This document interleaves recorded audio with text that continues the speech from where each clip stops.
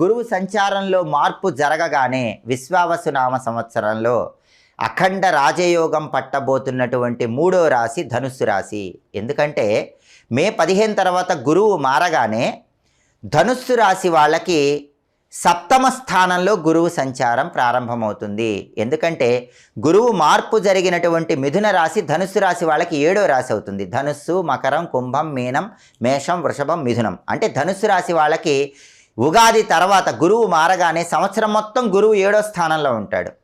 సప్తమంలో గురువు ఉన్నప్పుడు పెళ్లి ప్రయత్నాలు విజయవంతమవుతాయి. చాలా సంవత్సరాలుగా పెళ్ళిళ్ళు నిశ్చయం కాని ధనుసు రాశి వాళ్ళందరికీ కూడా ఈ విశ్వావసు నామ సంవత్సరంలో ఉగాది తర్వాత గురువు మారగానే పెళ్లి నిశ్చయం అవుతుంది. అలాగే విశ్వావసు నామ సంవత్సరంలో ధనుసు రాశి వాళ్ళకి ఈ సప్తమ గురువు ఏం చేస్తాడంటే భార్యాభర్తల మధ్య గొడవలన్నీ పోగొడతాడు.